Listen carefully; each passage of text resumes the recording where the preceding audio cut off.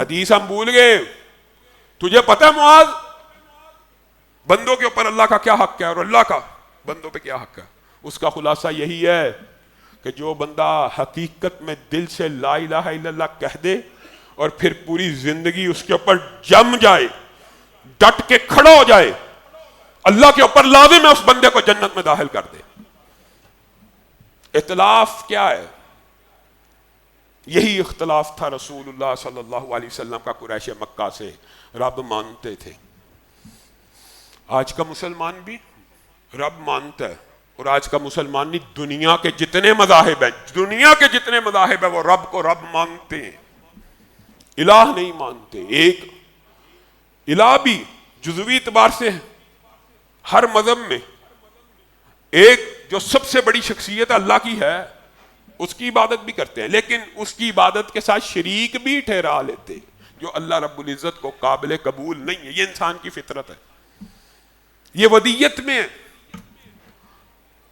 آپ کو کیا پتا توحید کے حوالے سے یہ جو فطری ودیت ہے نا, اس کے بارے میں علماء نے بہت بہت لمبے مقالے لکھے ہیں. اس کا خلاصہ ایک جملے میں آپ کے سامنے رکھتا ہوں. بالفرض دنیا میں کچھ ایسے لوگ ہوں جن کو رسول اللہ صلی اللہ علیہ وسلم کی آمد کا پتہ نہ ہو, حقیقت میں نہ پتہ چلے, اب تو ابلاغ ہو چکا, حقیقت میں نہ پتہ ہو, تو وہ مکلف نہیں ہے. لیکن دنیا کی جتنی انسانیت ہے, اگر اس تک کوئی مبلغ ایک اللہ کی توحید کا پیغام لے کے نہ بھی پہنچا ہو, تو یہ انسان کی فطرت اور جبلت میں ہے کہ ایک خالق, ایک مالک, ایک رب کے علاوہ کسی غیر کے سامنے اپنے سر کو نہ جھکائے. اگر کوئی نہ بھی پہنچا ہو تو وہ اس چیز کا فائدہ نہیں اٹھا سکے گا کل قیامت کے دن کہ اللہ مجھے پتہ ہی نہیں تھا تیرے علاوہ کسی کی عبادت نہیں کرنی. یہ بلٹ ان ہے, یہ انسان کی فطرت میں اللہ نے ودیت کیا کہ انسان کی عبادت کرنے کے لیے پیدا نہیں ہوا, ایک اللہ کی عبادت کرنے کے لیے پیدا ہوا. یہ فطرت میں ہے, اور اسی فطرت کو یوم الست بھی کہتے.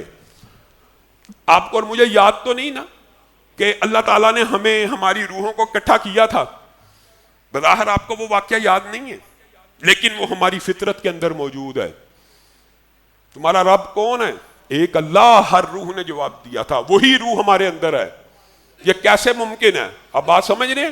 رسالت کا ابلاغ نہ ہو تو کل قیامت کے دن عذر پیش کر سکتا ہے, لیکن توحید کا ابلاغ نہ بھی ہوا ہو شرک کی جسٹیفیکیشن نہیں پیش کر سکتا.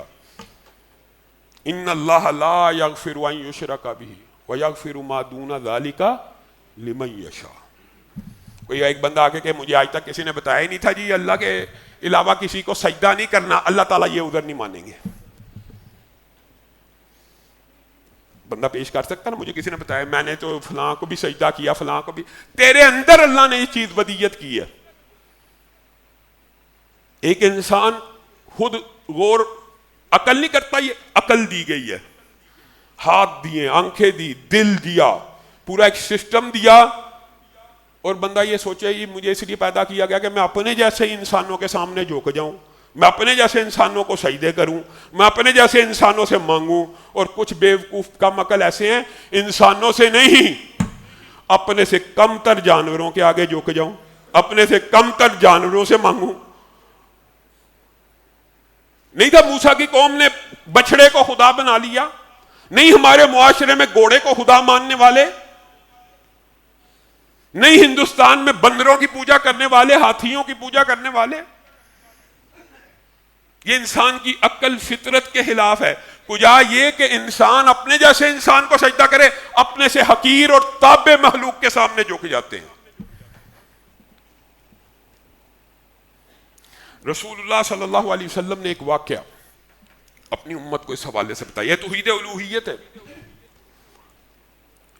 یہ جی وابیاں نو کی اعتراض ہے جی حسین دے نام دی نیاز ہے, ہمیں کیا اعتراض ہے؟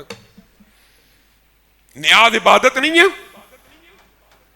عبادت ہے نا, تو عبادت کس کے نام کی ہونی چاہیے؟ اللہ کے نام پہ کرو, اللہ کے نام پہ بانٹو, کوئی اعتراض نہیں ہے. حسین کی طرف سے بانٹ لو پھر بھی اعتراض نہیں ہے, پیر عبد القادر جیلانی کی طرف سے بانٹ لو پھر بھی اعتراض نہیں ہے. اگر ان کے نام پہ بانٹو گے تو اعتراض ہے. غیر اللہ کے نام پہ نیاز بھی نہیں دی جا سکتی، نظر بھی نہیں دی جا سکتی، قربانی تو بڑی دور کی بات ہے۔ وہ تو قرآن کی آیت ہے نا، قل ان صلاتی و نسوکی۔ لیکن آپ رسول اللہ صلی اللہ علیہ وسلم کے اس واقعے کی طرف توجہ کریں جو امت کو بتلا کے گئے۔ کیا؟ پرانے دور میں ایک استھان ہوا کرتا تھا، ایسے ہی دربار کا ایگزیکٹ ٹرانسلیشن ہے، مزار ہوا کرتا۔ آپ استھان کے وہ کہ گئے دیکھو بھابیاں نے بت دا استانہ بھی مزار بنا لیا، اور بھائی ایک صنم خانہ ہوا کرتا تھا، یہی ترجمہ کر لو۔ حقیقت میں وہ بھی ایک نیک آدمی کی تمثیل کا استھان تھا۔ رسول اللہ صلی اللہ علیہ وسلم نے کہا وہاں سے جو بھی گزرتا تھا اس کے نام کی قربانی دیا کرتا تھا۔ ایک شخص گزرا، اس کے پاس قربانی دینے کے لیے کچھ بھی نہیں تھا، تو اس کے مجاور نے کہا، مجاور کہ یہ مکھی جو اڑ رہی ہے اس کو پکڑ اور اس بارگاہ پہ قربان کر، تبھی رستہ ملے گا، یہاں سے گزر گا، پرمٹ ہے، غیر اللہ کے نام پہ قربانی دے گا تو اجازت ملے گی۔ اس نے مکھی کو پکڑا، قربان کر دیا، گزر گیا۔ دوسرا ایک شخص آیا، اس سے بھی یہی مطالبہ کیا گیا۔ اس نے اس کو جواب میں کہا مکھی اس کے نام پہ قربان کر دوں؟ کہا جی ہاں۔